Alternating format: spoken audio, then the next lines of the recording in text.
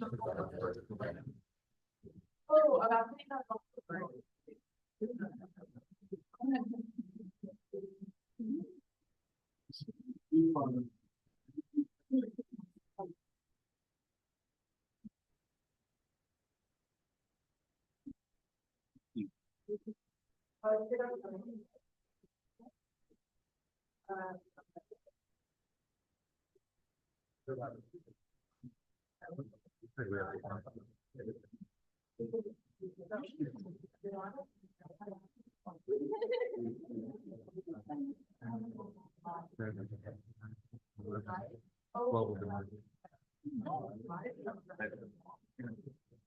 still living it up.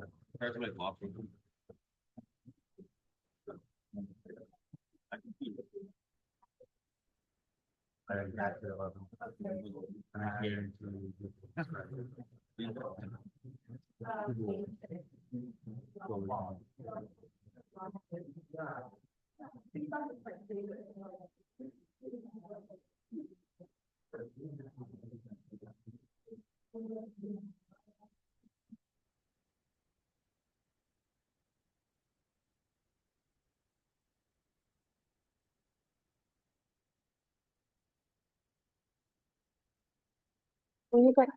Good morning. Good morning. Sorry for the slight delay. I call this meeting to order at 9:08 a.m.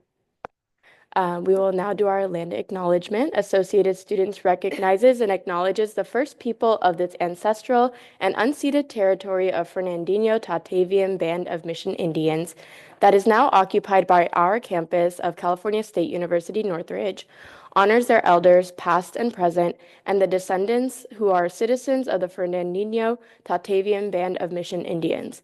Associated Students recognizes that the tribe is still here, and we are committed to lifting up their stories, culture, and community. I will now pass it to our Attorney General for roll call. Vice President Khan, Here. Senator Aronson, here. Senator Basilio, Here. Senator Gali, Here. Senator Gavino, Here. Senator Geminiano Aragon, Here. Senator Harris, Senator Covenia, Here. Senator Larios, Senator Miyoshi, Here. Senator Nadapure, Senator Nunez, Here. Senator Olgan, Senator Perez, Here. Senator Pulliam, Here. Senator Toledo Carranza, and Senator Chen. Here. Thank you. We have quorum. Thank you. We will now move into the approval of the agenda. Is there a motion? Senator Geminiano Aragon. I move to approve the agenda for April 21st, 2025. Is there a second? Senator Pulliam. Is there any discussion? Seeing none, if there are no objections, the agenda will be approved. Great, it approves unanimously. Now we move into the approval of the minutes. Is there a motion? Senator Nunez, sorry. I move to approve the minutes of April 14, 2025. All right, is there a second? Senator Basilio, is there any discussion? Seeing none, if there are no objections, the minutes will be approved. Are there any objections? Amazing. This is approved unanimously. We will now move into special presentation. We have amazing guests today. I'm excited. Ron Phillip, Chris Olson, Helen Heinrich, and Ryan Colick. Oh, God. Connolly? I've never said your last name, Ryan. Will be presenting on artificial intelligence. Yay.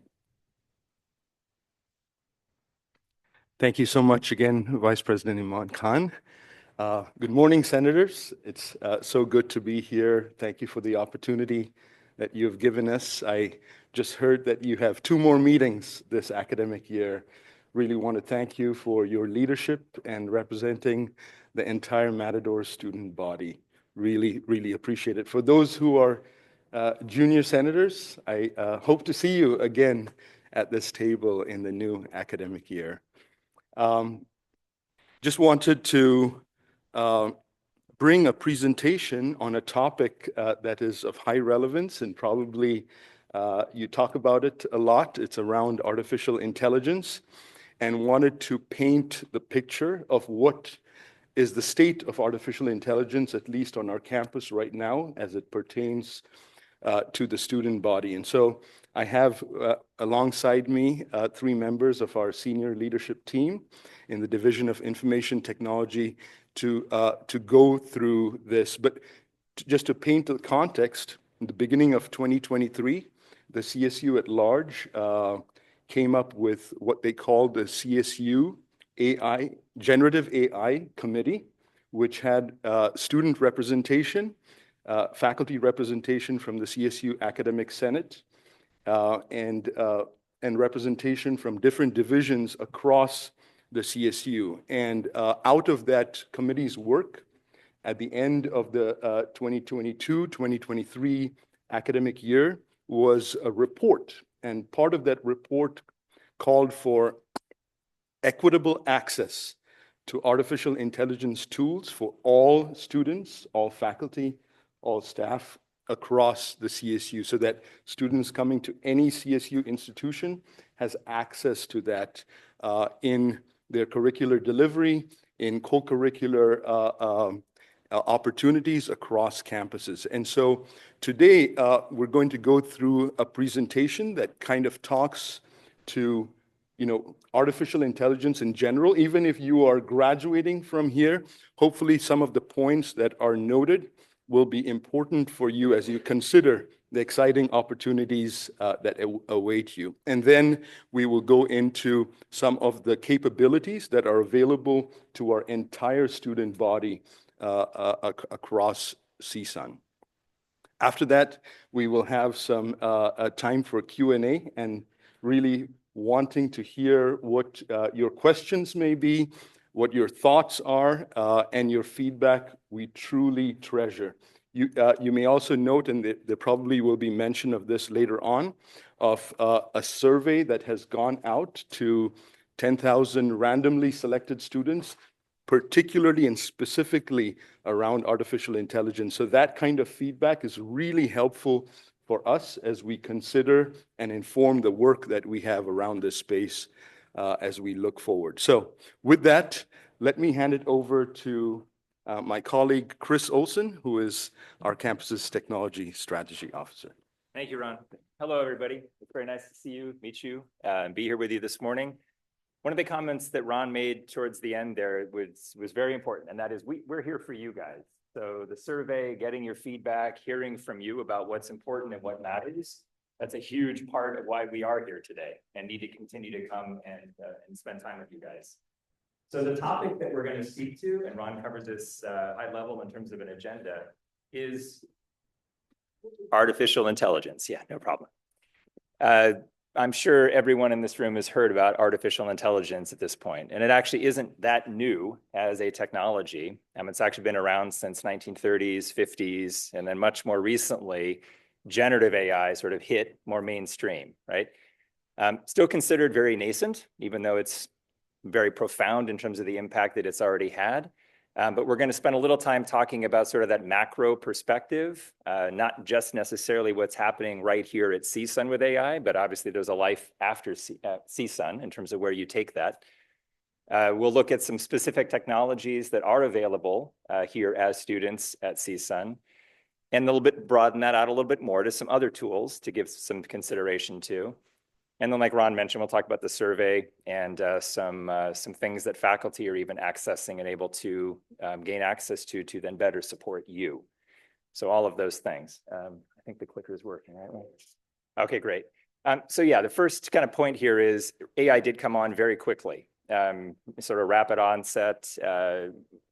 It's not going anywhere, but it also came on very quickly. That means that, like with many technologies, there's an opportunity to sort of consider what are the impacts, right? The social, the environmental, the governance. That really didn't happen with this technology. Being as fast as it came on, there wasn't an opportunity, right? As a campus, or even again, as a more macro level, to really give the considerations to this space that it deserves. So I think that's an important topic to continue to have dialogue around. And I can just share with you that is a very active dialogue, those elements around the environment, and social and governance, and I'll call it biases, really factors into that at the same space. Those are very active discussions in the IT and technology governance groups and faculty groups. So I wanted you guys to be aware that that is being treated very importantly in terms of how we consider that adopting that this technology at CSUN. But the reality is that it's here. It isn't going anywhere, and it's getting faster and smarter and cheaper and actually more intelligent, right? As every day, week, and year go by, it's going to continue to get to that almost that super intelligence is really that sort of panacea that I'll say the technology companies are aiming for, right? Is that super intelligence. Now, along that path, right now, we have pretty intelligent AI already. That means these tools are already here where all of the students, all of our faculty, all of our staff can already have a meaningful difference in day-to-day life simply by using the tools that are already available. They're pretty good. But in terms of what's next, we're moving towards that artificial general intelligence. Today, it's sort of singular modality, right? You look at an AI tool and it's good at doing text generation, or it's good at doing the visual, right? I can put a picture in and I can create a short video. Or maybe there's an audio sort of specializing large language model. But to get all of those modalities into one, and then to have an artificial tool be able to start teaching itself, right? Right now, we're talking about them being trained. Well, how do I train myself, right? That's what makes us who we are, right? We can train ourselves, we can learn. AI is going to be doing that too. So again, we're talking about pretty rapid advancements of where we are today, which is pretty good, to a place of more general intelligence, which means it can do things more like a real human in terms of all those modalities and even self-learning. And then we're going to get to a point where it's actually probably more intelligent, arguably, and maybe controversially, but probably more intelligent than some of the PhDs that get turned out of Stanford, right? You start to really look at that being the future. So what does that mean here, right? Back down to earth here at CSUN. So we talked about that. I mean, we're getting into this commodity level, right? Where today it's about OpenAI ChatGPT or Microsoft Copilot or Anthropic Claude or, so on and so forth. There's 10 different companies, 10 different models, 50 different flavors of each of those models as you dig deep. They're getting to be commodities. So those vendors really aren't going to be that important soon, right? And soon it won't matter that we've got a contract with this company or a contract with that company. And for that exact reason, right? You don't want to get locked in to one company or another. It's where am I going to solve the issue that I am going to need to solve for? Well, that's today might be this model or that model, but there is no one, right, that does it all. So we're getting to that point. We're getting to a commodity point, but really that's why as a campus, we do not want to lock in. And even though there's a lot of buzz around ChatGPT, I would just stress not to lock into that as a thinking of that's AI, right? That's one model. It's one version of many, but we are getting to that commodity level. Another interesting point, before we embarked on the mission, so to speak, as the CSU to partner with OpenAI, they were at CSUN. There were already about 8,000 students, faculty and staff that are using ChatGPT. Not obviously part of any contracted version through the CSU, but it's separately on their own, right? You guys. And I won't ask you to raise your hands, that's not going to do that. But I'm sure there are people, maybe many of you, that are actively using ChatGPT or other tools and probably were before the CSU even brought that forward. So that speaks volumes, I think. That's one tool, and 8,000 of our represented groups are using AI before we even brought it. So clearly, I mean, again, it's being used, right? And I think there is utility, but we need to balance that again with the environmental social governance aspects. Jobs. Would like to think many of you are here and you want to learn so that you may go out and hopefully get an enriching career, right? Whether you're an entrepreneur and you start that path, or you decide to go work for a company, or you do nonprofit, or you come work for CSUN, all those are wonderful avenues. But as you start to look around at the job markets, and maybe you're doing that even today for some of you, you'll start to see, look up when you're Googling or looking at, monster.com or whatever job search, put in artificial intelligence and hit search. And you're going to see those jobs are going up and up and up, right? And it's weekly, those numbers go up. So from 16,000 to 52,000 within, months. That's a huge jump, right? 220 some odd % of an increase in the job search in terms of artificial intelligence. So the only point there is it is becoming something where every company, doesn't matter what company, every industry is starting to look at how do we incorporate AI, and maybe they don't even know anything about AI. How do we hire people that do, right? So the value of you learning that and that being part of your education is going to be essential. All industries are pursuing AI. Same point. It's sort of the innovator's dilemma, right? You look at big companies, they're so big, they're so ingrained, entrenched in their processes, it's almost hard for them to move rapidly to change their business models, change how they operate. So instead, you see new companies pop up, right? That next one there. I mean, there's going to be a whole pile of companies that are popping up, and all they're doing is figuring out how to use AI to compete with these much bigger ones, but to do it much more nimbly. Those are opportunities, right? For many, right? Those are opportunities to enter that space. And then, CSUN has many vendors today. Like you guys are probably using Canvas. Canvas, Box, all these companies that we do partner with are at the same speed, looking at how do we incorporate AI to make it more efficient, to make it more intelligent and improve the experience. So again, just at a macro level, we're seeing immense change across this arena. All right, so again, we talked about this a little bit. Many different generative AI solutions out there. Right now, it's all about generative.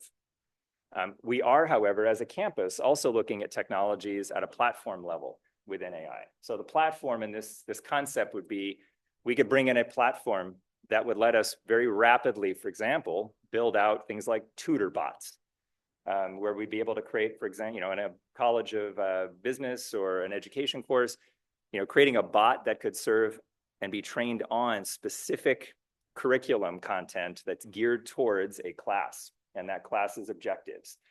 And then creating that tutor, so it's not giving you the answer, but it will help you critically think your way through to an answer. So again, create that experience of learning, not giving, right, in terms of an answer. So anyway, those platforms are things we're actively pursuing as a campus to try to hopefully improve and enrich the learning experience. There is a task force at play with student representation and the student president. I don't know if Katie's here, but she is actually a working group lead over the teaching and learning sub-focus group within the task force. So getting input from students, again, vital, absolutely vital to us crafting and shaping our AI strategy as a campus. And then the tools, again, I'm only listing a few here, but that last one is actually pretty interesting. Anthropic came out with a Claude for EDU version of their tool that is specifically designed to help critically think. So again, that is a tool designed for higher ed for students, so that you're not, again, just typing in, write my paper, but it's more about, what are the strategies of the battlefield of the War of 1812 and how did those, yada, yada. And it sort of helps you teach and think your way through the problem as opposed to giving you an answer. So that one's interesting. But again, there are many different flavors, many different models. All right, and then that last picture there, again, this is really more for humor's sake. Little anecdotal, I asked AI to create these images. It still can't seem to get text right in an image. So again, it's not going to take all of our jobs just yet, but it is getting there. It's getting better and better. So I will now pass to Ryan to help speak to some of the current tools that are available. Thank you, Chris. All right, so just going to touch on a couple of tools that we all have access to. So the first one is Microsoft Copilot. So we've actually had Microsoft Copilot for about a year. It's been available for all faculty, staff, and students, but we didn't really publicize it very much just because we didn't really know what the reception of how the campus would react to it. So people have just generally found it and started using it. And essentially, it's very similar to OpenAI's ChatGPT. It gives you web grounding. And the most important part is the commercial data protection. So whenever we're talking about these AI solutions, we want to make sure that the data that we're putting in there is not being used to then further train the model. So if you're using prompts, if you're putting files in, that you're not then contributing to that model training, because there could be other unintended consequences of doing that. So the commercial data protection is the most important component of Microsoft Copilot. But essentially what it does is it gives you Very similar chat interface where you can just go and ask questions. It can generate content. You can upload files and have it evaluate those files. And it's free and unlimited for all faculty, staff, and students. So if you haven't tried it out, I would encourage you that maybe compare the functionality that you get from Copilot with ChatGPT. Of course, the other one that everybody I'm sure is well aware of now is the ChatGPT EDU. So we released that on March 26th, so just under a month ago. And since then, we've had over 400,000 messages sent to ChatGPT. So the campus community is using it pretty heavily in just about 3.5 weeks. So we are seeing a lot of activity on that platform. So unfortunately, or maybe fortunately, we don't see what people are asking or anything like that, but we just see total volume of usage across the different models. This is just a breakdown of what we have access to, and this slide was produced at the end of February and is already well out of date. So we have access to ChatGPT 4.0. That's their kind of latest model. Until about 3 weeks ago, they released 4.5. So we now, if you've logged in, you'll see 4.5. We have access to their new O1 model. And just last week, they gave us access. So DALL-E, which is their image generation, is kind of gone. Now we have the 4.0 image generation. So they just released that on April 10th. So any new images that you generate. So the image you saw with Chris, where it didn't quite spell available, that was one of the main goals of 4.0 image generation, was to add text to images. So even in a short 3 to 4 week period, that change has already happened. And so these changes will continue to happen very rapidly. New models, new capabilities, new functionality will come out. And that's where it gets hard to just keep up with all of these changes. So one of the other pieces I wanted to touch on is how you can customize your GPT experience. So some of you who have already used the ChatGPT EDU may have already found this, but within your settings, you can actually tell your GPT about yourself. You can give it instructions on how you'd like it to respond to you. If you'd like it to be witty or humorous or serious, and it can actually take that into account and respond in a way that you prefer. And over time, it will get to know you. And one fun prompt after you've used it for a few weeks, you can actually ask ChatGPT what it thinks about you. And it will take your entire chat history, the questions that you've asked, and it will give you kind of a summary of what it thinks about you as a person that's interacted with it. So kind of an interesting introspective way of seeing how it evaluates the questions that you're asking it. Couple of use cases that you could certainly use from a student perspective. So around learning, you can create a personalized learning pathway. You can help it with learning new concepts or even studying. And so in this example, which of course this chemistry student assistant, you can actually ask it to generate a quiz around specific course content. And it could generate a 5-question quiz and quiz you on that course material. And then areas where you may not get the correct answer, it can give you backup information and more context on how you could arrive at the correct answer. So thinking around how can you leverage this in your academic space, there's a variety of ways where you can use it to check your knowledge or test your knowledge. And then if you're lacking in certain areas, how can you build that knowledge up so that you're prepared for a quiz or assignment or something like that?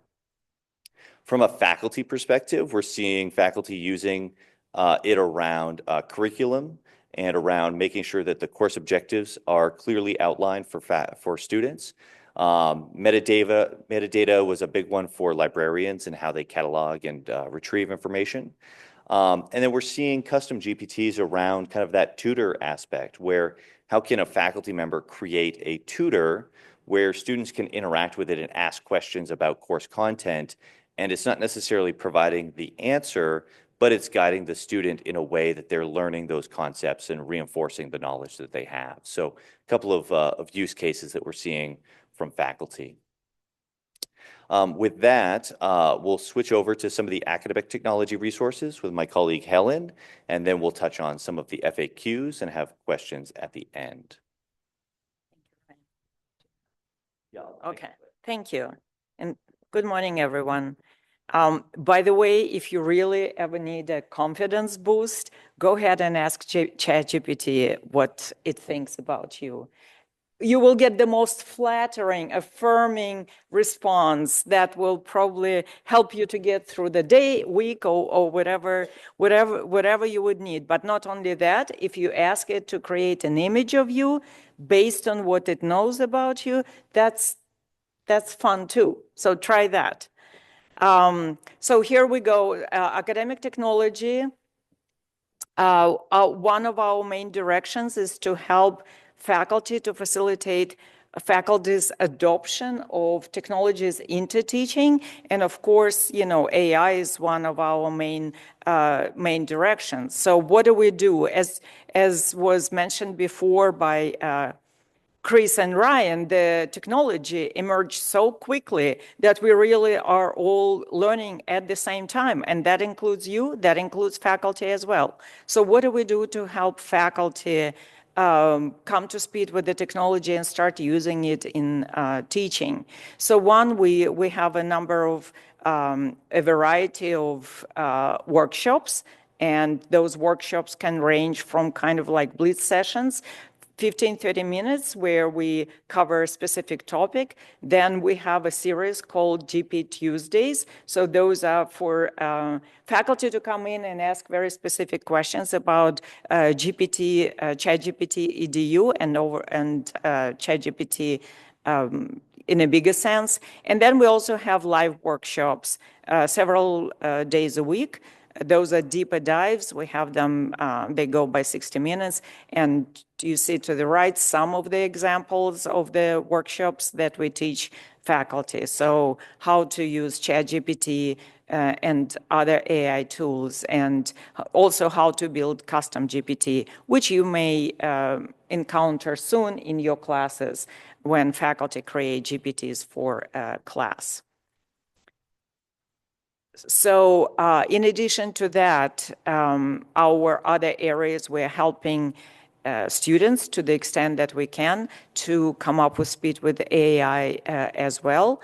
And not only CSUN does that, but actually CSU, as they release the ChatGPT EDU, there is a whole hub, and here is a QR code that will help you to get to the resources. But there is a hub that helps students come up to speed with AI tools, not only ChatGPT, but otherwise AI as well. And that includes a micro-credential course on AI literacy for students. And what that means is if you take that course, you will receive a badge at the end of the course, and you can take that badge with you to LinkedIn or any other platforms where you would like to showcase your skills of knowing about AI. So we also created AI Hub, and it's a Canvas course. In Canvas, that's primarily geared towards faculty, but what we do teach faculty that there is a module in Canvas Commons that they can download and publish to all of you. So if you see that in your classes, then you know where it's coming from. It provides information. So here is also, we have a Lift AI community. We, as I mentioned, have CSU AI Commons and other resources. So please do scan that QR code to get to those resources. So what also is very important for us is happening is to hear your voice about AI. So for that, if you were here last year, you might have received an invitation to participate in a student AI survey. And that survey, that questionnaire was developed by San Diego State, and there are at least 10 other CSUs who run the same survey. So we adapted ours to CSUN. and offered our students to express their attitudes, opinions about AI. So we had over almost 2,200 responses, which was very good response rate, all things considered. So, and by the way, I'm going to go through some of the takeaways, some of the results, but whether you agree with those results or disagree, there is a chance to express your opinion right now. At least 10,000 of you received an invitation to the current survey. So we hope the answers, actually the dynamic will be different, because when we ran it last year, we didn't have ChatGPT EDU available to all students. So it was more of a generic questionnaire. So let's see what our students said last year, again, before ChatGPT EDU. And I hope you can see it. I kind of can see it. But one of the questions was whether AI can positively affect your learning experience at CSUN. And you can see that there is a big chunk of answers that say, that agree with that answer. So again, a year ago, the technology moves with the speed of sound, so you can imagine what was there last year may not be different this year. So again, please do respond. So let's see what is the other. So here is what is really important, and I think that tying back to what do we teach faculty in terms of AI. So last year, when we asked students whether their curriculum actually has exposure to AI, and you can see that at that time, there definitely was an opinion that there was not enough exposure to AI in the curriculum. So we are working on that. We're working with faculty. We do understand that there is a world outside of CSUN, and those skills would be very important for our students. So this one kind of ties back to the same, is that, of course, if the CSUN professors encourage your use of AI coursework, you will have the exposure, you will develop the skills, and that will help you in your learning as well as outside of CSUN. So last year, unfortunately, at that point, that there was a very low adoption on the faculty side of AI. Again, we're looking forward to see how this will change this year. And so this is where what kind of reflects what we sometimes hear from faculty is when they come to us and they say, we received assignments from students and it's clearly AI written. What can we, how can we help students to rely on their own skills? But what I thought was interesting here is that last year, the majority of students that they said that they actually are not comfortable turning in the answers that were created by an AI. So it's kind of, I thought it was interesting dichotomy. On the one hand, that's what we hear from faculty. On the other hand, it's clearly that our students are very aware of the some pitfalls of ChatGPT in this case, but also the issues of academic integrity. So that's very important. We kind of point to this data point when we say, well, this is what our students are saying, that they really are concerned about that issue. And let's see. Okay, so here is a confirmation of that. So there was a question about the ethical use of AI. And you can see that our students last year responded that that's really a major concern, is the ethical use. So ethical, of course, can entail several dimensions. One of them would be academic integrity. But I thought that was a very interesting response to see that our students are very cognizant about ethical use of artificial intelligence. And here we tie back to the AI literacy and the opportunities that you can learn about AI, whether on campus or otherwise. And you can see it's about split about evenly. Some students saw the opportunities, but there is also a lot of students who basically never encountered any opportunities to learn about AI. That said, again, we are talking about last year, before ChatGPT, before Chancellor's Office developed the portal, and we were still working on our resources for students.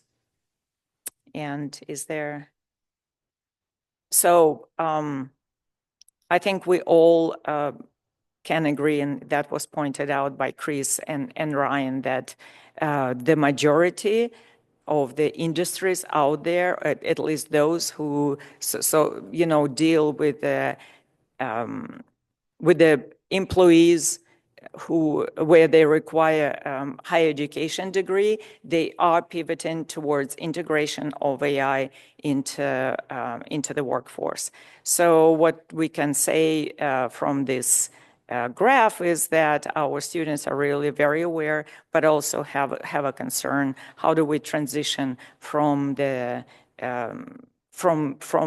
environment of CSUN to the marketplace, to the job market? So for you to understand why this is important, we use that data point when we develop our AI literacy resources for faculty. And I think we're ready to answer any questions. Yeah, I'll cover just a couple of general questions that we've gotten from different groups that we've presented to, and we've just started to collect these to make sure that we answer those. So the big one, of course, is my data safe?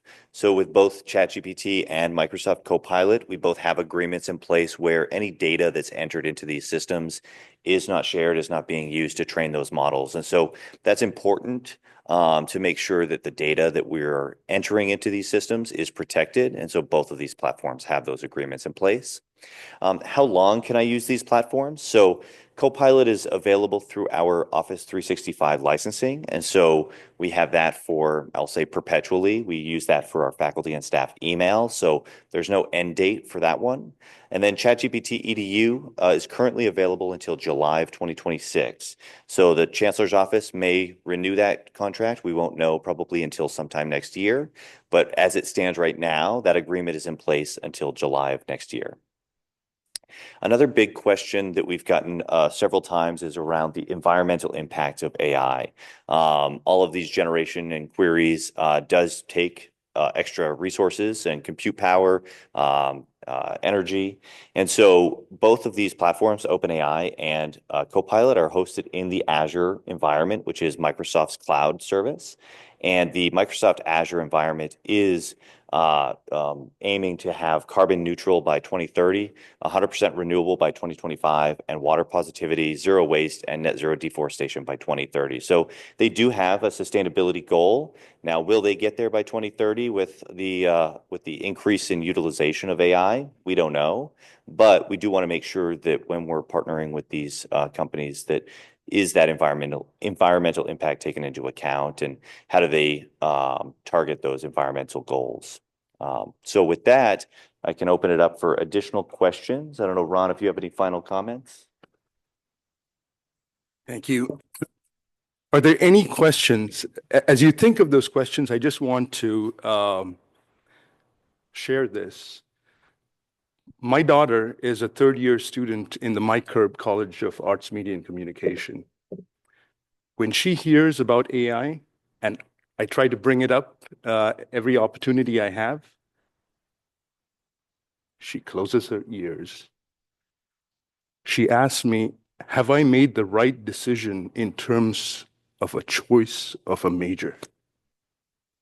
And that's because, according to her, there are lots of things that are happening in the AI space that take away from her creativity in her mind.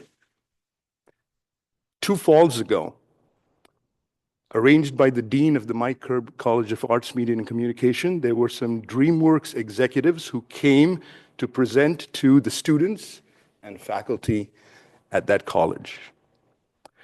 one of the sentences that was shared at that time was, "I wish I was a student at this time because I have the opportunity in front of me to place myself in this changing landscape. I have the time and opportunity." I came to CSUN as a student in 1997. It was a time when the internet boom was taking off. The world was changing beneath our feet. In fact, the internet boom is the foundational basis of artificial intelligence. It has data all around. It feeds these engines. These are cycles of development in the information technology space. As students of any major, I just spoke with two companies Thursday and Friday. One, Amazon Web Services, mega company with employees all over the world. The second, Deloitte Consulting, another mega consulting company with employees all over the world. These are all leaning towards the technology space, but I assure you, in each of these companies, they're hiring from all kinds of majors. All kinds of majors. Immerse yourself in this opportunity. Think outside the box. Expose yourself to it. And then paint your vision. Paint your vision in the changing landscape. Don't be afraid. Fully immerse yourself, and you will find yourself in the future that awaits you. All right? Happy to answer any questions you may have.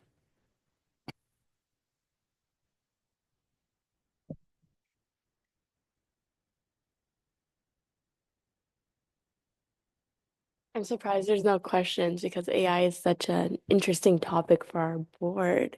Okay, yes. Go ahead. Yeah.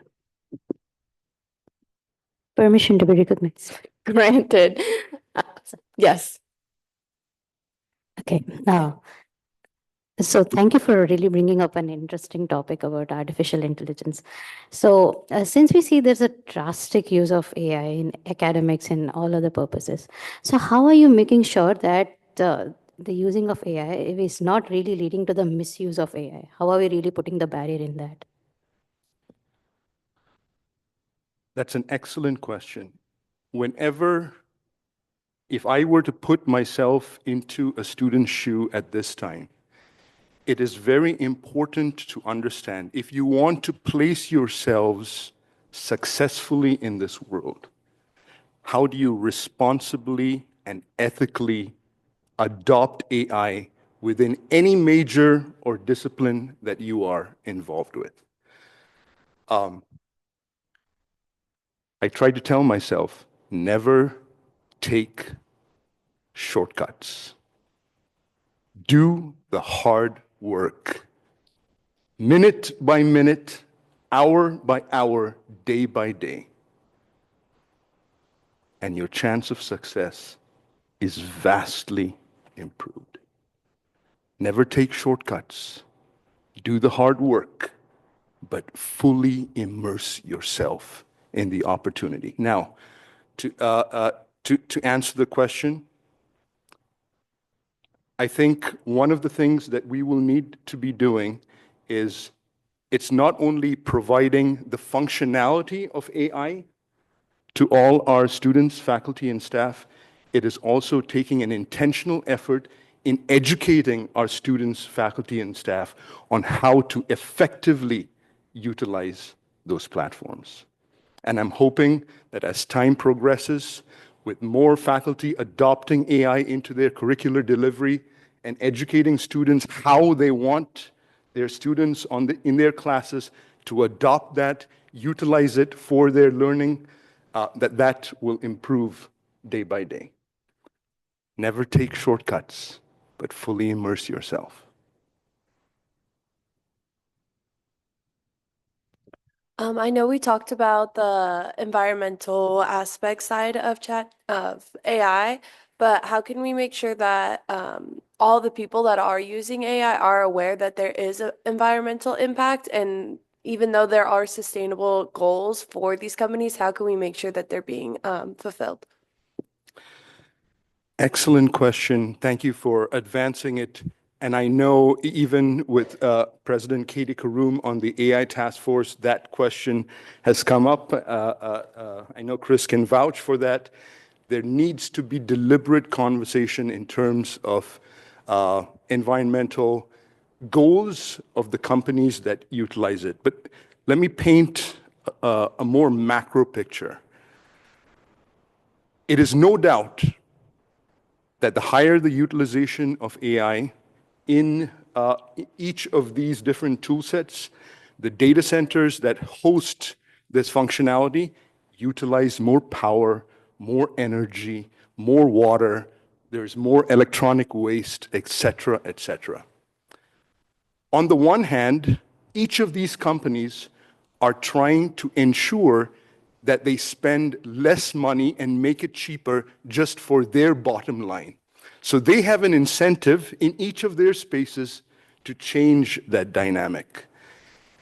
And it is another thing that from a CSU perspective, we want to partner with companies that have stated goals and are working very diligently towards those goals from an environment perspective. But if you look at artificial intelligence from a more macro level, there are so many applications that help just from an overall environmental perspective. Think about, for example, 30,000 students at the end of this day say, I want to go to Dodger Stadium. And you were saying, I want to get from CSUN to Dodger Stadium. You're probably going to go to Google Maps or Waze or some other tool behind the scenes. Behind the scenes, those tools are looking at all the traffic patterns around the San Fernando Valley, all the way leading to Dodger Stadium. And they are going to take 30,000 students in their own cars to Dodger Stadium with the most efficient route. What is working behind the scenes? Does that save gas from an overall perspective? Now, maybe you're the student who discovers this, okay? What about once you reach the Dodger Stadium parking lot? If I can efficiently bring my car into a space to park without having to idle my car because I'm waiting. I know the whole parking lot. I know each space. I know each space that is available. I'm going to bring my car right there. What about the thousands of flights that are going all across this globe? What are the weather patterns? What is changing? How can I make sure that these thousands of flights crisscrossing the world are taking the most efficient path from point A to point B? Millions of applications. Let the mind roam. Think about things that you could be doing with the power of data. Right? You can paint a different environmental landscape with the power of artificial intelligence. I hope that answered your question. Are there any last questions? Yeah, Senator. I know you guys have like open sessions for faculty, and we just got the like ChatGPT EDU thing like this year.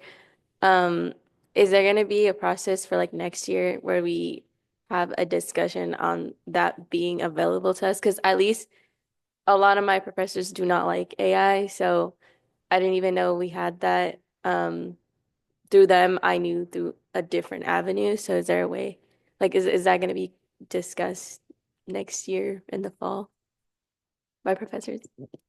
It's a promise. We will be back. That's why at the very outset, I said, I hope many of you who are juniors are going to be sitting at this table again. We will come back. But to be frank, this is a journey for all of us, right? We need to make sure that every stakeholder within the university is comfortable with this. And we continue that journey with students and our faculty. Please, as you go into your classes, and share this with the students you represent as well, please pay attention to the syllabus that your faculty put out. Faculty will be sharing that with students, how to use AI within their classes, when to use AI, how to adopt it. Have that discourse with your faculty, class by class. But we will come back with that conversation in the fall. Thank you so much. Oh, you have one more question. Okay. If it can be short because we are really over time right now. I was just wondering, I know that you have different trainings and like certificates and stuff like that. I hadn't previously known about this, so I was just curious on how you're marketing that to the like student body or different individuals Helen, do you want to take that? Yeah. How are we marketing opportunities for our students to know of the training opportunities that are there? Okay, thank you. So that's a great question. How do we reach the students? So I can tell you right now what we are doing. And again, I'm asking you to respond to the survey. So there are two currently running each. So 20,000 students are getting technology or AI survey. So one of the questions there is, are you aware of the training resources that Chancellor's office has, including a separate question about the micro badge, that you can receive a badge for taking that course. So that's, I would say that's our reach to 20,000 students right there. Hopefully, we will have increased adoption as well. In addition to that, we are partnering with U100. So many of our freshmen who will be coming in will be taking U100. We are partnering with them to integrate AI literacy component, including that course as well, into the curriculum for U100. So that's a big portion of our students as well.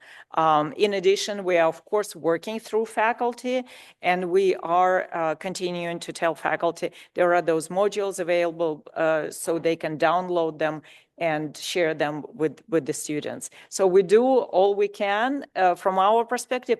If you have any suggestions, we would love to hear that. Absolutely. We are trying to take as many suggestions and opinions for students as we can to help us. Thank you. Thank you for that question. It was our privilege to partner with President Karoum and Vice President Khan this year on many ways to collaborate and convey these messages. One of the things that we have found very clear is we need to be leveraging different communication tools to reach our student body in its entirety. Different ones, they frequent different ones, and we will be utilizing all tools at our disposal to make sure that our student body is aware of the opportunities that are there.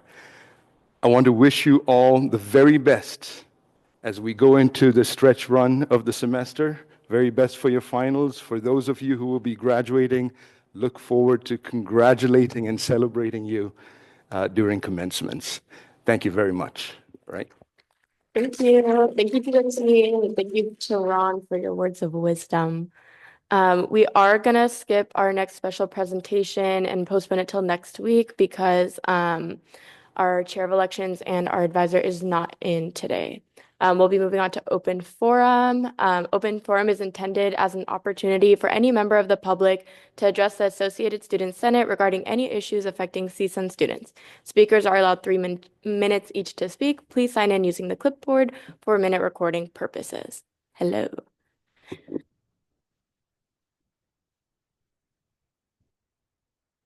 It's on. Okay. Good morning, everyone. This is going to be very brief, but I wanted to come with more of an affirmation and acknowledgement for all the work that you have done as a board. Today, among many things of importance but today you as a board are going to approve the proposed 2025 to 2026 annual budget. And I want to just give kudos to all you all who have sent emails, stopped by the office or whatnot to ask questions about your role and your responsibility, your fiduciary responsibility as a board members.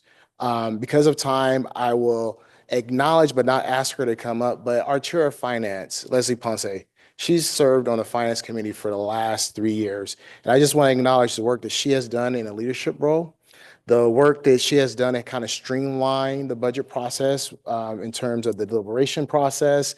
If you've noticed, and I know there were some comments, if you look at the Code of Finance, it's streamlined more this year than before. So things are a little bit more accessible for our students, for you all to look at and know what you're getting your funding for. And additionally, one of the things that we've done as AS and the administrative side is we try to streamline our website. So if you haven't been on our website lately, you can look under club funding and it talks about the different funding that we're trying to allocate to our students. This year, the allocations were a little bit less in terms of funding, but the numbers were high. And we see that coming out the pandemic, that you are doing your job to reach out to your students, to your peers, and let them know who AS and what we service and give to. So I just want to give more affirmation.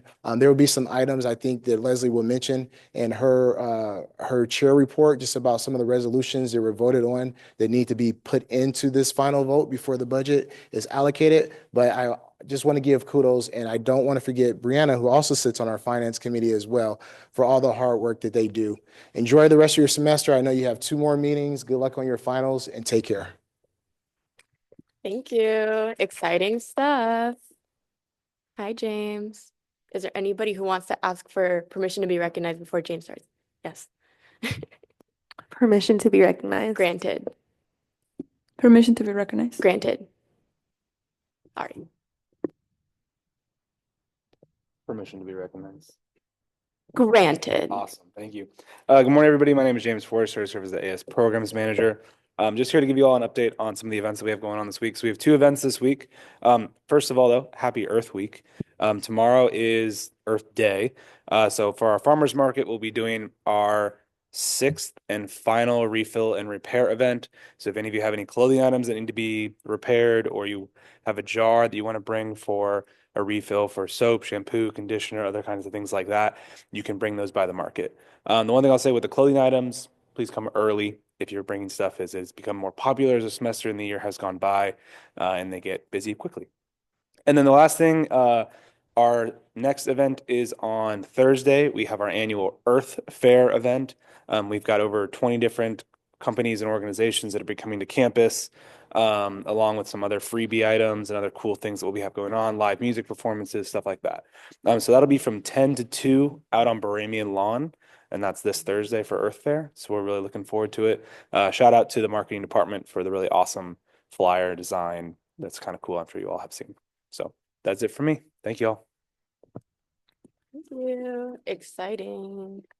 Is there anyone else here for open forum? Going once, going twice. I'll close open forum and move into unfinished business.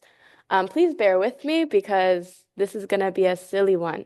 Our first line item is to approve the 2025-2026 AS annual budget.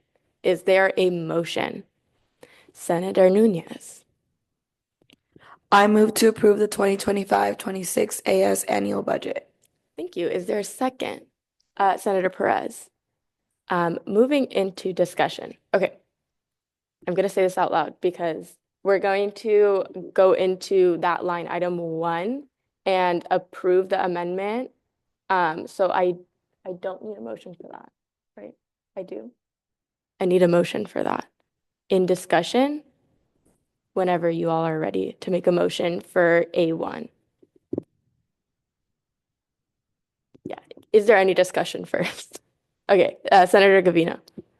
I move to approve the amendment to the budget to allocate $40,000 from unassigned contingency to the legal clinic.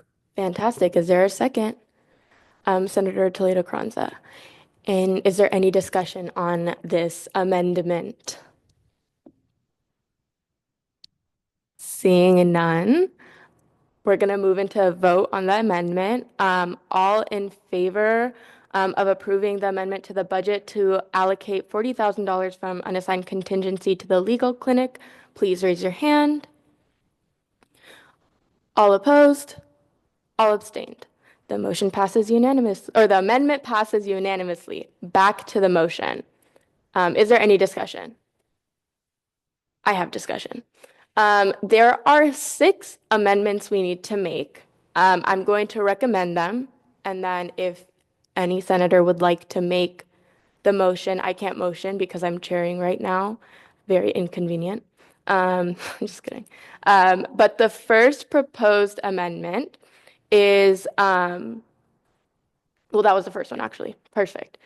Second one is allocating $5,000 from projected expensive for unassigned contingency to the food pantry based off of the resolution that was passed last week. I'm going to leave that there, that amendment that maybe someone might want to make. $5,000 from projected expenses to unassigned, for unassigned to the food pantry. Senator Gavina. Sorry, not the motion yet. Just to be clear, Yeah. These don't have to be written because they're in the resolution already, correct? That's kind of the reasoning behind it, because I know the other amendments have to be written, submitted. Maybe that's a chair of finance question. Yes.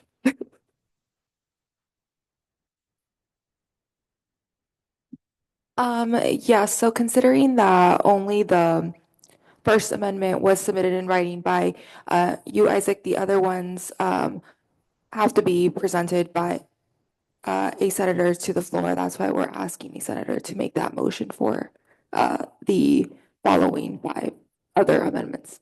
Clear, thank you. All right.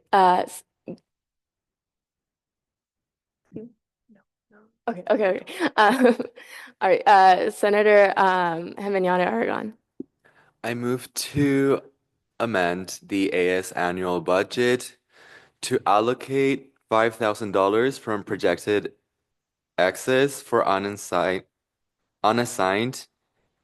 to food pantry from the resolution. Thank you. Is there a second? Senator Basilio. Is there any discussion on the amendment? Awesome. Seeing none. We'll move into a vote on the amendment. All in favor of allocating or amending the annual budget to send $5,000 from projected excess to unassigned to food pantry based off of the resolution, please raise your hand if you're in favor. All opposed? Oh, I'm going to revote. All in favor? All opposed? All abstained. The motion passes unanimously. Amazing. All right. Third suggested amendment, I don't know if anybody wants to do it, is $25,000 from projected excess for unassigned to cultural centers based on the resolution that was passed last week. Senator Jimenez Aragon.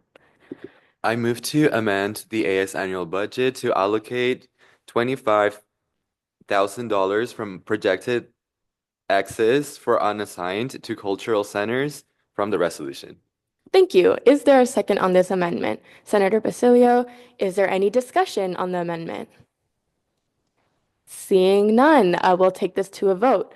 All in favor of amending the AS annual budget to allocate $25,000 from projected excess for unassigned to cultural centers based off of the resolution, please raise your hand. All opposed and all abstain. The motion passes unanimously. Amazing. Back to discussion on our approval of the annual budget.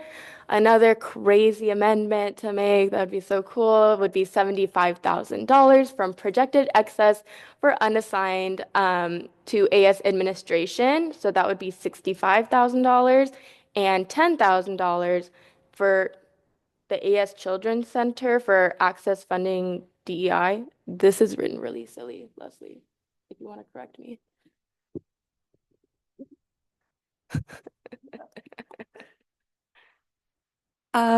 If I could direct this to Tim, clarification on this. I just cannot understand what's going on in the writing. Yeah, so what we've done traditionally in the past has, this is super loud, sorry. What we've done traditionally in the past is money for kind of our DEI and accessibility spaces have all been pulled out of random accounts. And what we want to do is create an access funding so that departments who need this can come to a singular source, and we're not pulling from just random accounts. And that's just kind of been traditionally from the past. So we're trying to identify it to be able to track it better, to allow for us to know how much we're spending and what we need to spend in this place or in the DEIA area.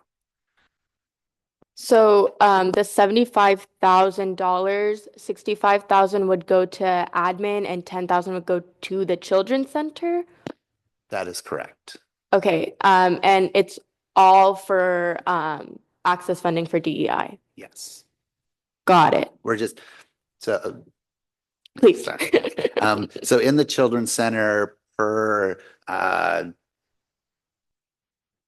don't know if it's licensing, but the state, they have to have their own separate funding in that area. So we're making that identifiable to them only. If not, it would just all go to admin, and then departments can come to us, but we're identifying it for them per state regulations. Thank you. I'm going to read out a kind of what I'm gathering from this, and please tell me if this is an accurate statement. So $75,000 from projected excess for unassigned to AS Admin and the AS Children's Center for access funding DEI, the breakdown being $65,000 for AS Administration and $10,000 for the AS Children's Center. Cool. Crazy if someone would make that amendment. Someone wants to figure that out.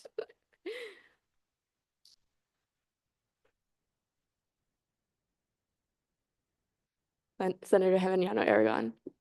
I move to amend the AS annual budget to allocate $75,000 from projected excess for unassigned to AS Administration and AS Children's Center for access funding for DEI, the breakdown being $65,000 to AS Administration and $10,000 for AS Children's Center.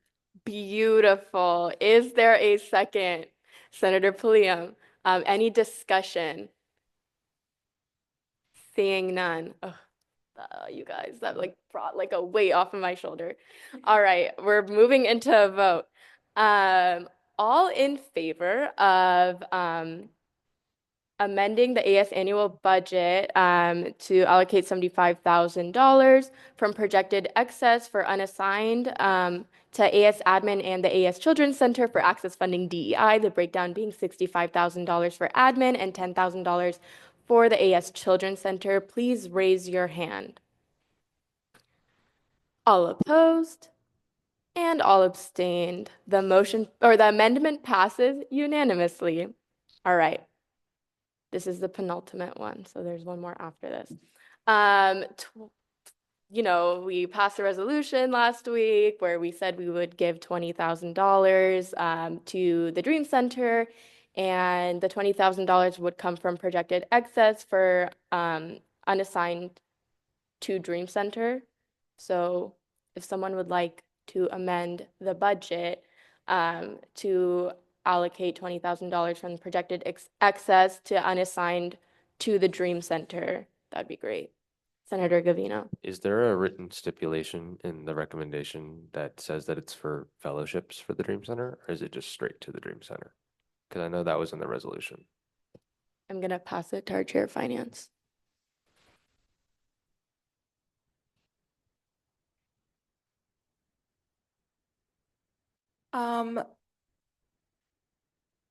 I don't have access to that, but I believe, and Tim can correct me if I'm wrong, it's based on the amount that was said in that resolution. Wait, Tim. I'm also trying to look it up real quickly too. I believe it is for fellowships from what I remember. So it's not just $20,000 given to them. I think it is for to have students to be able to work within the center, but I'm also looking up it as quickly as possible. Senator Gavino. Yeah, it is for the fellowships. I wrote the amendment to that. I was just wondering if it was written down anywhere or if it was just going to be allocated as a bulk sum. Just a question. Yeah. We should state it as what it is for when we make this amendment. All right, so that would be $20,000 from projected excess for unassigned to the Dream Center for fellowships, student fellowships. Senator Gavino. I move to amend the 2025-26 AS annual budget to allocate $20,000 in projected expenses for unassigned to the Dream Center for fellowships per the resolution. Thank you. Is there a second? Senator Toledo Carranza. Any discussion on the amendment? Beautiful. I will move into a vote on the amendment. All in favor of allocating or amending the AS 2025-2026 annual budget to allocate $20,000 from projected excess for unassigned to the Dream Center for fellowships per the resolution that was passed the last Senate meeting, please raise your hand. All opposed and all abstained. Amazing. The amendment passes unanimously. Back to discussion on the approval of the 2025-2026 annual budget.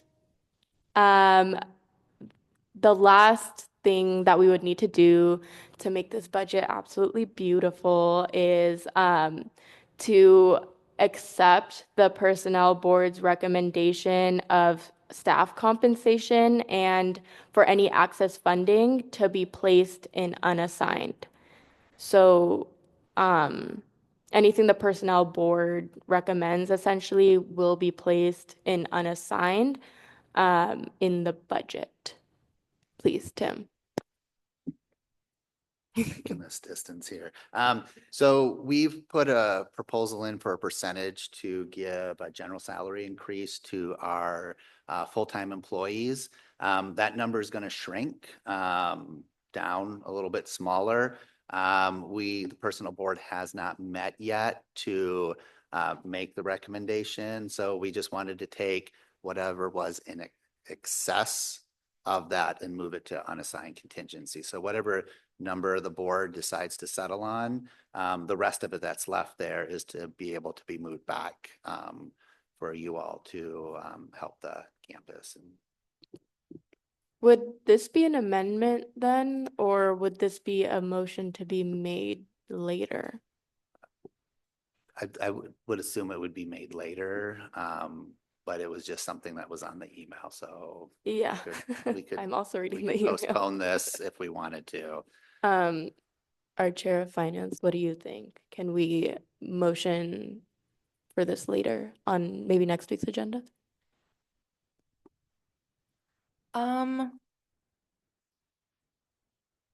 Personally believe that it should be voted on just because these, like Tim mentioned, these numbers are a projection and the Personnel Board does have to meet. So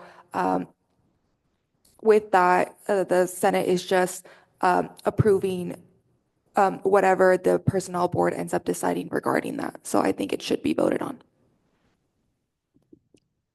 Got it. Is there any advisement on how this amendment should be made? Oh, Senator Gavino? I was just wondering if we're allowed to vote on something that we don't know the outcome of yet, in terms of like a Right, that's- decrease. Like yeah. if it went from, say, like this wouldn't happen, but like a 15% increase to magically a 2% increase, like how would we know how to vote on that? Just wondering. Right. Please, Tim. And this can be pushed back. It was our controller wanting to make sure that it was just documented that the board will approve moving it to unassigned. Is really just what he wanted to do in that space, so that it is at least documented that the money, the excess just goes somewhere. I mean, I'm still okay if we want to push it back, because any unspent money does go back to unassigned contingency. Excuse me. Anyway, so it should be going to the personnel board here shortly. I just don't know whether or not it will be going to the personnel board for this particular board to be able to vote on. And we wanted this board to vote on the approval of this year's budget. So we don't want it to go into next year's budget. And our HR manager's out, so I don't know if he got that on the personnel board yet. So it should be coming out today. Senator Toledo Carranza. Point of personal privilege. Granted. Yes, Chair of Finance Leslie. And I have a question for Tim. Is it still the 3 to 5% range if it does change for this, or does that apply to something else? No, so the 3 will be the max. So we have 2% that we know that will go back to unassigned contingency. 3 would be the max. We're probably shifting somewhere between the 2.5 and the 3. And that will be for the personnel board to make that decision. But it will be for sure 2% that will go back to the budget. Thank you. So should we push this till next week, or shall we vote today?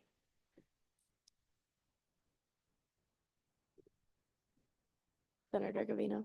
Yeah, if we can vote on the budget itself, because this doesn't sound like Yes, a budget thing. It sounds more like like I just drafted like an amendment. It would be something like I move to approve I shouldn't say that. It would be something like to approve the future recommendation of the personnel board to assign excess funds from staff compensation accounts to unassigned contingency, but you would be saying future recommendation.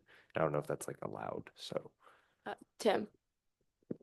Yeah, I mean, we don't have to vote on it. Like it'll automatically go back, like that 2% will go back already. And then at the 0.5, if the board settles on the 2.5 instead of the 3, the other 0.5 will also go back. So we don't need to vote on this if we don't want to. So, and I would recommend we just not vote on it. All righty, my mind is cleared then. I'm excited for this next part. We're moving back into discussion to approve, or we're in discussion to approve the 2025-2026 AS annual budget. Is there any more discussion? Seeing none. All right. We're back in our motion to approve the 2025-2026 AS annual budget as amended. All in favor? All opposed? And all abstain. The budget is approved unanimously. I think we should all clap for Leslie. Amazing. Wow. Do you guys feel like a weight lifted off your shoulders? Because I do. Alrighty. Our next line of unfinished business is to approve the 2025-2026 Code on Finance and Procedures, which is found on attachment 4. Is there a motion? Senator Gavino. I move to approve the 2025-2026 Code on Finance and Procedures. Thank you. Is there a second? Seconded by Senator Perez. Is there any discussion?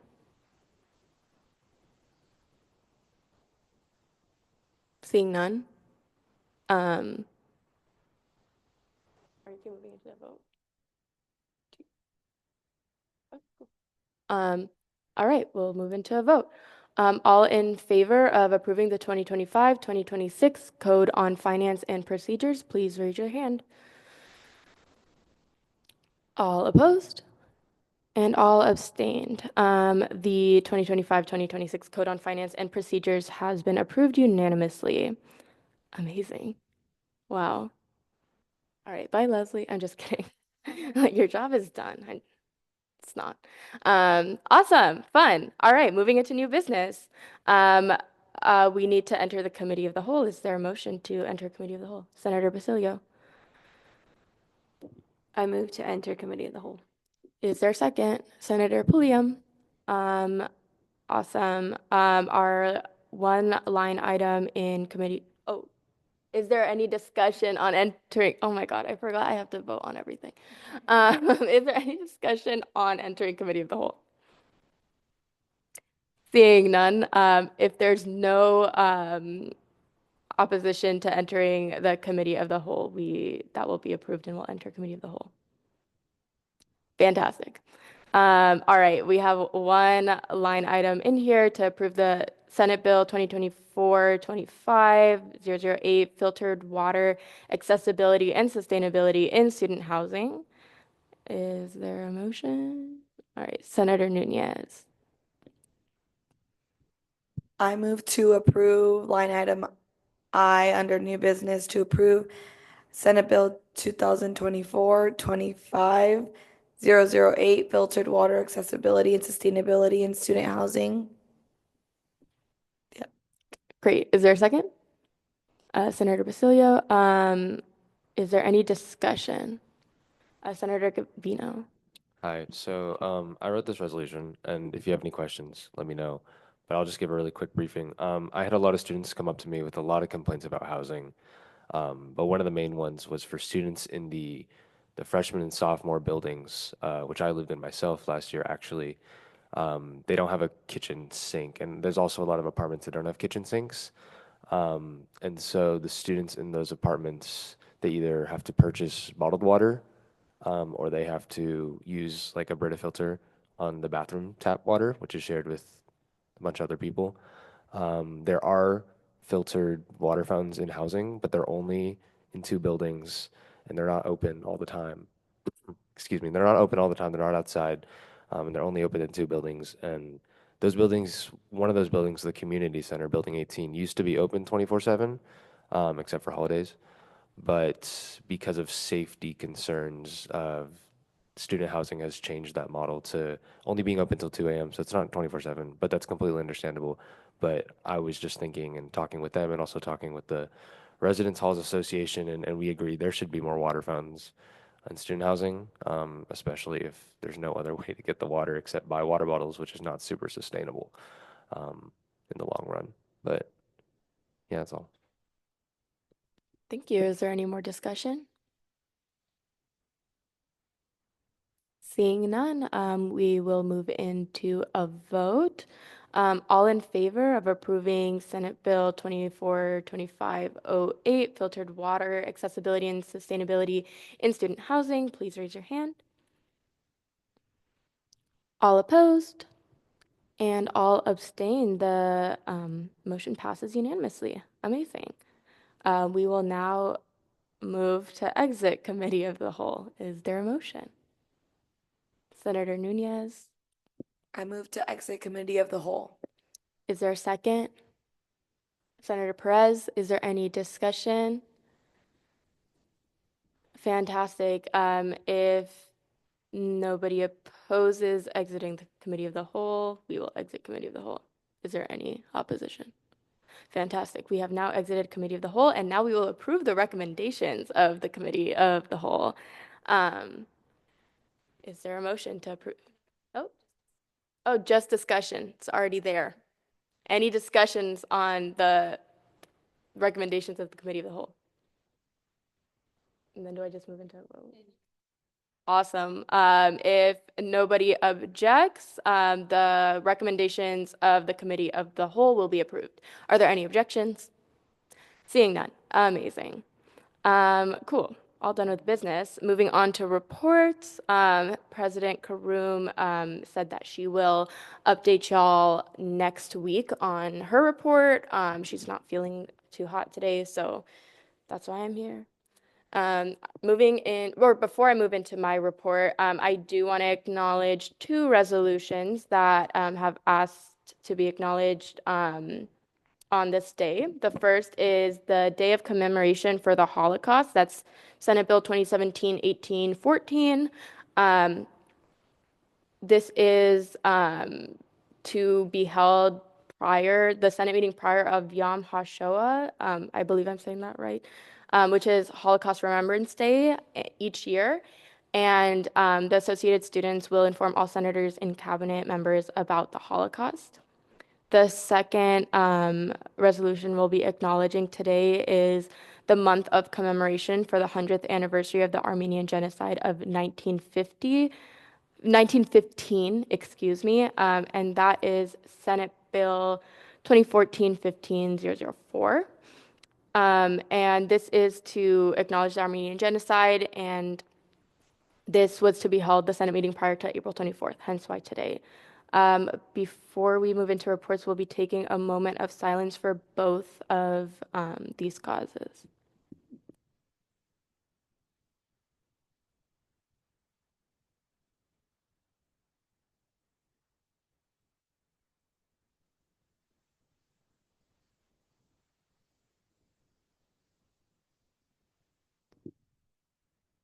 Thank you. If you want to reference these resolutions, please let me know. I can send them your way. They're also available on the wiki. As for my report, good morning. I hope you're all well. I want to apologize for my slow pace. My allergies are giving me the most amazing headache, which is awesome. I love pollen though, because save the bees, right? And I want to apologize for my absence last week. I had some personal things to attend to and just could not make it. Looking back on what I've done, we conducted the IRL interviews for last week for the search and screen process for the ED position. If you have any questions, don't ask me, ask John. He will communicate. AI Jam Awards are on Friday at 12:30 in the Furman presentation room, I believe, in the library. That's like that underground room with the cool staircase leading to it. This will be really exciting because it's student winners, and we have a couple of student judges as well. And Katie and I will be hosting that, which is very exciting. And I am personally hyped, and this presentation today got me excited too because AI is cool, and I can't wait to see where it takes us academically, especially. I've also been working with Chair of Legislative Affairs Saravia on the advocacy follow-up and the tracking of bills that we are advocating for. On the topic of advocacy, this is a little bit less exciting, more action-oriented though. There was a message sent out by CSSA President Isera regarding the student visa revocations across the CSU system. As of this Friday, there have been a total of 70 reported cases across our campuses. CSUN has the third highest number of cases, with 7 visas being revoked. And I'm going to read out some of President Isera's email here. This issue continues to raise serious concerns about student safety, academic disruption, and immigration status. In response, Vice President Al-Rahani and President Isera met directly with the Chancellor's office to discuss the severity of the situation, and they are actively working in coordination with them to monitor developments and ensure swift support for affected students. As part of the system-wide response, the CSU has directed all designated school officials, which are known as DSOs, on each campus to check the SAVIS numbers every morning for any changes in visa statuses. So SAVIS is a student and exchange visitor information system that basically holds that those visa ID numbers for all the students on campus, and you can see the total number in the system, and the CSU have directed anyone or all of the DSOs to make sure that number is not changing and to report if it is changing. We encourage all CSSA members and campus leaders, Katie and to advise international students to contact their campus office of student affairs immediately if they are impacted or have any questions about their visa status. Ensuring that international students are connected to the appropriate support services is essential. The main takeaway from everything I just read should be if you know anyone who is an international student and they need support or they might be impacted by the visa revocations, please, please, please tell them to go to the Office of Student Affairs, and they will help from there. This is a really scary time for a lot of people, and I think it's important as student leaders to be a support and kind of know where to direct people and where to appropriately direct people on top of that, and not to cause any fear mongering and whatnot. So do with that what you will. And that concludes my report. Are there any questions? Senator Basilio. I'm not sure if the CSSA president disclosed this, but do you know if they advocated for those students to get their visas back or to not be essentially deported? That's a great question. Let me skim the email really quick. Is there any more discussion while I pull that up?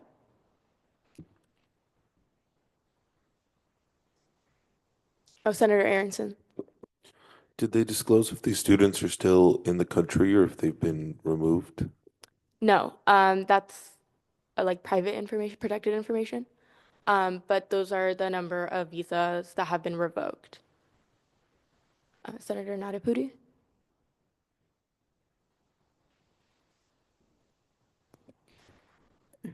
So the visa revoked, is it like there any specific reason or was it just for any anonymous reasons? Is it like The visa notifications? yes?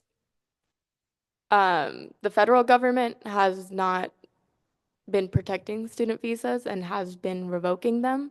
It's a nationwide issue right now, and the CSU system has been affected. Senator Basilio might be more knowledgeable than me in this, if you're able to respond. Yeah, so I know that probably Senator Nunez also knows, but at least right now, the federal government is not protecting essentially anybody. So you can be a citizen, somebody who doesn't have legal papers here, or a visa. And if you are speaking out about anything, at least from the patterns that we're seeing, any issue that is like, I'll just say like the issue in Palestine, those people who have spoken up against that, their visas have started getting revoked. So they're targeting international students who have done any protests at all in any university. So as Vice President Khan just said, it's gone into the CSU system already. There was an issue at CSU CI, that's Channel Islands, right? Okay. At Channel Islands, students who are citizens have been getting shut down by their university police services too. So we'll see how that goes. But yeah, you don't really need a reason right now. The federal government is doing what they want to do. Thank you. And I'd recommend also encouraging international students or students who are on visas to, I believe that they all have like an advisor in the International Student Hub. So if you want to talk to them, they might have a more personalized approach to any questions that you may have or international students may have. Is there any more discussion on my report? All right, seeing none, we're going to move on to our Chief of Staff report. Oh.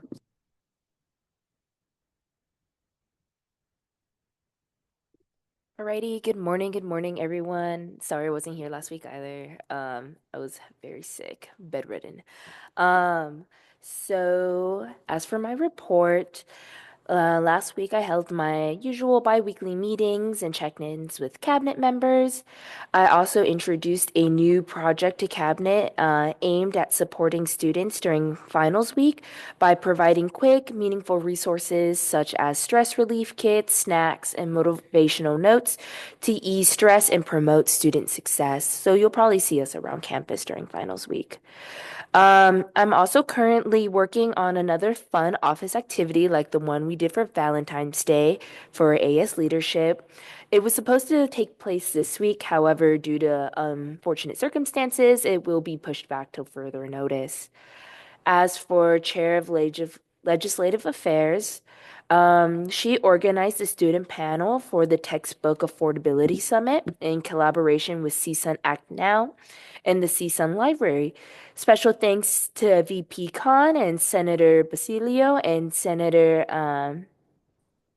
Geminiano. I'm so sorry that I butchered that. I'm so sorry for serving on this panel. She has been preparing follow-ups to send to Legislative Affairs met with during CHES, focusing on the bills advocated for the CSU budget cut. She will also continue working on follow-ups for the Legislative Affair offices visited during CHES. If anyone has additional points they would like to include, she welcomes suggestions. She will also be hosting her final lobby core meeting today at 2:30 p.m. She is preparing her transition packet, and if anything others would like to see included in the role of Chair of Legislative Affair, she encourages the input. As for Chair of Elections, she reported a successful 3-day AS and USU elections voting period. She monitored her street team and voting stations daily, as well as communicating consistently with vendors Denise and Alexander regarding elections and the big poll system. She approved campaign marketing requests and coordinated with the USU/AS marketing on social media content.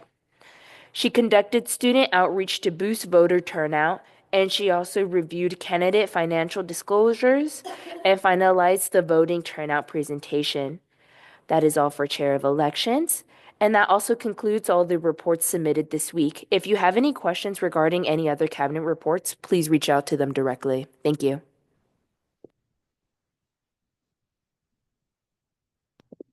Any questions on the Chief of Staff report? Seeing none, moving on to our Chair of Finance report with Chair of Finance Ponce.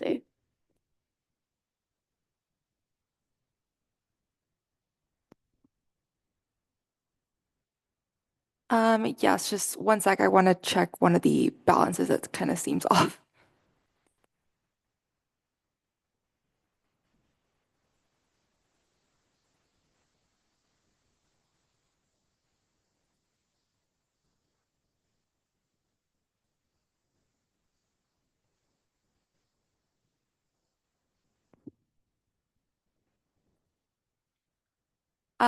Yes, so first off, good morning, everyone. I hope you all had a good weekend. I'll start off with the account balances.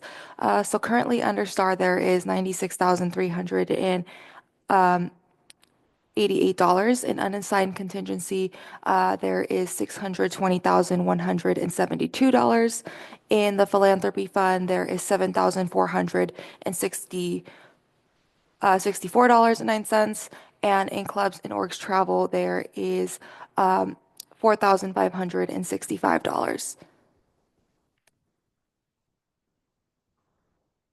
And in terms of my report, in last week's Finance Committee meeting, there was no action items. We just held discussion on the annual budget and the Code on Finance and Procedures.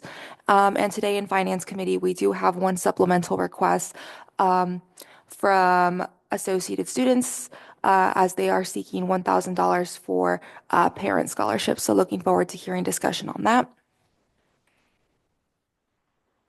And aside from that, as you all witnessed today, you all did vote on 6 amendments, so I'm glad that those were all able to pass. And I just wanted to thank my finance committee members for all their hard work this year in helping to put together the annual budget and in helping to update the Code of Finance and Procedures. I also wanted to thank the AS accounting team for all their work and guidance during the entire process, and Tim for all his guidance. And I'm just really grateful that I was able to work with such a great team this semester and pass the annual budget and Code of Finance.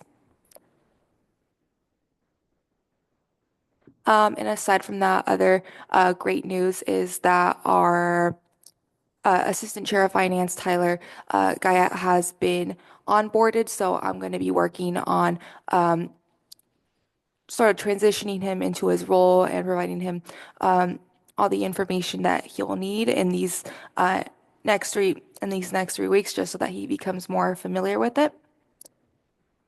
And aside from that, if you're in any clubs and orgs and you wish to request supplemental funding, the deadline to submit for supplemental requests over $600 will be April 22nd, as the finance agenda does,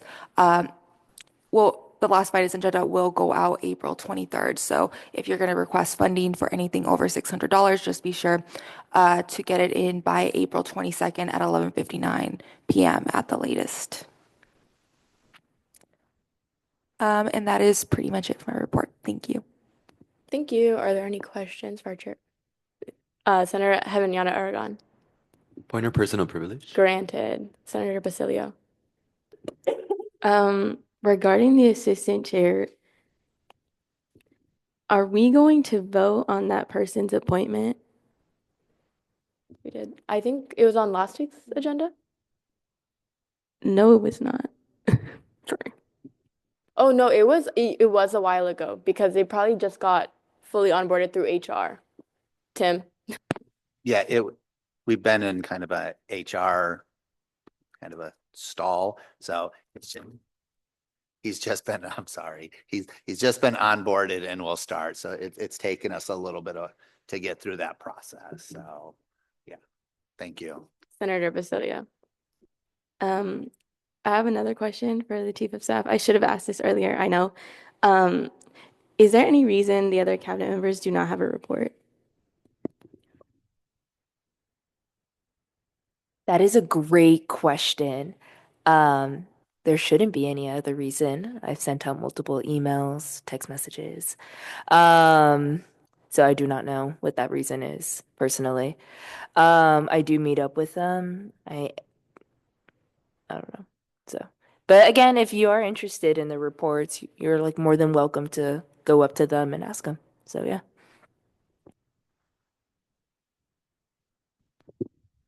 Any other questions? Seeing none. Moving on to our Attorney General report. Good morning, everyone. So I hope everyone is having a good week. Last week I was quite sick, so I did not get to do a lot. I was mainly just at home recovering, much better now. But I've just been kind of working on my transition packet, getting that ready to go for next year. And then I've just been working on fixing up some codes for internal. This week, I'll be just going over my email, working on transition packets. And then if you guys need help with anything, just let me know. I'm kind of more free now because we are in our last stages. So if you guys need help, I'm here to help. Stay strong. We're all going to graduate soon. The seniors are. Thank you. I have a question. Is there a set due date for the senators' transition packets? There's no official due date yet. I can get that out by the end of the week. Amazing. Yeah, that's definitely something to be working on. Transition packets are very helpful, and we hope to kind of restructure like transitions. So these will be utilized for next year, and it's just very gracious to do that, and it's kind of your responsibility as a student leader if you're leaving the space to help out the person that's going to come after you. All right, any other questions? Senator Hevenyana Aragon. Permission to be recognized. Granted. Oh, sorry. I thought I saw a hand. I thought was it a yawn? It's my bad. Me too. All right, moving on to our standing committee reports, starting with External Affairs.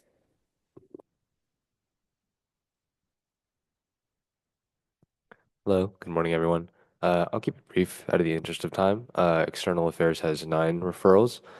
We tabled 1 referral indefinitely last week. That was referral 60 Brilliant Scholars Fund. I had some discussions with faculty members of Faculty Senate, and with everything going on right now, it was not something that the faculty were interested in doing, creating kind of like a, I guess you could call it a mutual aid fund of sorts.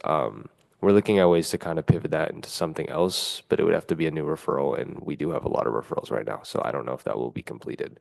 We're working hard to turn all of the 9 referrals into something, or just seeing what we can recommend. A lot of them don't particularly relate to the work of External Affairs, but that's okay because every committee's busy right now. But yeah, had a chance to have our first meeting with our new member at large, Marissa Ragazza. She'll continue to be kind of not onboarded, but just trained and to understand the committee and a role as a member at large. And then our next meeting will be Wednesday at 4 in the USU Executive Boardroom. So come by if you, I know there are a lot of referrals that are from a lot of senators here that aren't in external. So if you're interested in speaking on them, please stop by. Thank you. Thank you. Are there any questions on that report? Seeing none, moving on to our Internal Affairs report. Good morning, everyone. So we're currently working on 6 legislative referrals, and I'd like to show the recommendation that we're going to be discussing tomorrow in our committee. It's going to be to recommend to approve the readout referrals. And that's what I have for my report. Thank you. Are there any questions on the Internal Affairs report? Seeing none, moving on to University Affairs. Hello, everyone. Good morning. Hope everybody's doing well. Going to keep it short today. We are working on 6 legislative referrals. We did decide to table 1 referral indefinitely last week, the exclusive matter to highlights, because I was having trouble with communications with the comms team. I'm still very excited about the 6 referrals that we have left. And as always, I wanted to give a quick shout out to my committee members. Thank them all for their hard work. I really appreciate it. I know everybody really appreciates it. And yeah, hope everybody's doing well. Thank you. Thank you. We are going to move on to the Interim Executive Director report. Good morning, everyone. Just a couple of updates. Our men's volleyball B team took gold this weekend in their tournament. I want to make sure everyone here knows that the end of the year celebration is May 1st. It'll take place on the OST lawn. And if you're not sure where the OST lawn is, it's right behind the Student Union if we were heading up to the Sustainability Center. So we will celebrate the year that we've had. And then just kind of last thing to wrap up for you all, as being part of the board of directors for Associated Students, which is a large role for you to take on. You're also students, and we are in the last few weeks of papers, reports, finals, and just to make sure you take time for yourself in this space, as well as also ask for help when needed. It can become overwhelming at times to try to complete stuff. Make sure that you find someone that you can talk to and share with in this last truck to the finish line. And for those that are graduating, we want to graduate on a high note. So good luck with everything in the next few weeks. And that is all for me. Thank you. Thank you. Moving past the University Advisor report to our Faculty Advisor report. Good morning, everyone. Thank you for your patience with me. As I always say to everyone, I'm rarely missing unless it's health, family, or work. And unfortunately, the last couple of weeks, I've had both of those. Some of the folks know my mother is 102 years old, and she fell in her facility. So all of her daughters were called in to support her. So I do apologize for my absence. I also was able to attend a national conference. And at that conference, one of the issues was AI. And that is being used all over higher education, not only for academic output in terms of looking at scholarship, but also research. And so again, importantly, you all as students can really help faculty connect with those issues around how can AI be used effectively. And importantly, I think was raised the issue of ethical use of AI. And those continue to be some of the concerns as well as the practical application. So for me, before you leave here, before you leave this semester, make sure that you connect with one faculty member, come up with an idea of how AI could improve one aspect of the course. None of us as faculty members can do all of those applications. So again, we're looking at you a lot of times to give us that one special input so that we can start that ball rolling in our classes. So again, for me, it's not just not doing it, it's really how. And so again, if you've gone through those issues, make sure that you share that with a faculty member at least before you leave this semester. Next, I'd like to affirm Earth Day. As I think I said last year, I was there the very first Earth Day, believe it or not. And I remember cleaning up the riverbed around my university campus and what that looked like and how that has evolved into an entire Earth Week. So again, thinking about the impact of your majors, your disciplines globally, and what that looks like. It's not just about local sustainability, but really important issues around our world. Hopefully each of your disciplines is contributing to that as well. And I ask that you look for those connections in your course week, in your classes. Importantly, I think funding issues are going on around our nation.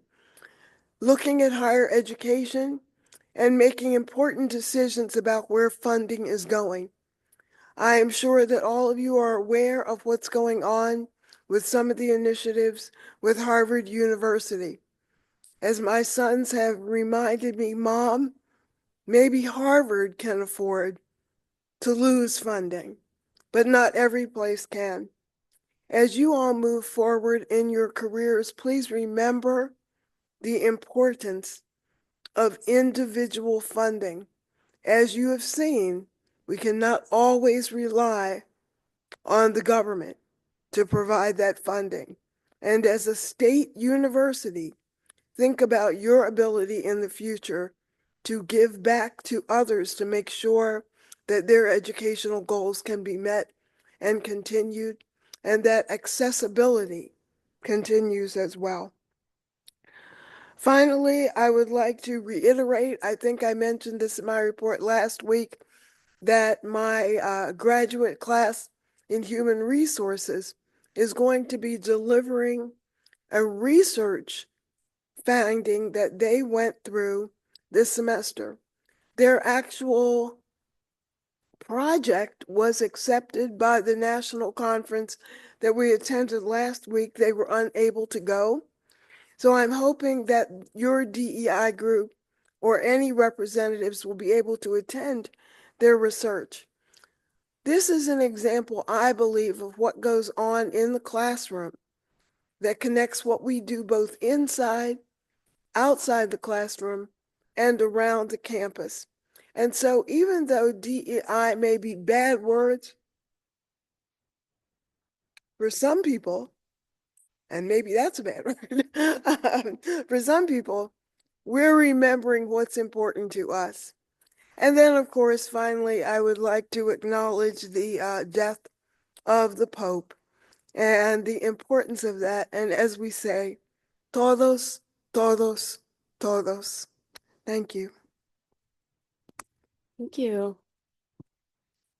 We will move past information items, move past discussion items, move past legislative referrals, and to announcements. Are there any announcements from the board? Senator Perez. Thank you. So for the Mike Curb College, we will be having our town hall event, which is going to be the Arts, Media, and Communication Student Mixer. The date for that is going to be April 30th from 1 to 4. We're working on getting some food. We're going to have a couple of Mike Curb clubs in attendance. So invite your constituents, and we'd appreciate it if we see you all there. Thank you. Amazing. Any other announcements? Senator Perez. I forgot to add, it is located in the Sustainability Center conference room. Great, thank you. Announcements. Senator Pulliam. Last week I was able to attend the DEI deaf event, and that was really cool, really successful. I was able to see a lot of different faces that I know and possibly even a few new ones. Great, thank you. Any other announcements? I keep seeing hands, and it's the motion that's grabbing my attention, but you're not raising them. All right, if there are no more announcements, we will move into final roll call. Vice President Khan, Here. Senator Aronson, Senator Basilio, Here. Senator Gali, Here. Senator Gavino, Here. Senator Hemaniano Aragon, Here. Senator Harris, Senator Covinia, Senator Larios, Here. Senator Miyoshi, Here. Senator Narapure. Here. Thank you. Senator Nunez. Here. Senator Olgun. Senator Perez. Here. Senator Pulliam. Here. Senator Toledo Carranza. And Senator Chon. Here. Thank you. Thank you all for bearing with me. I will adjourn this meeting at 11:02 a.m.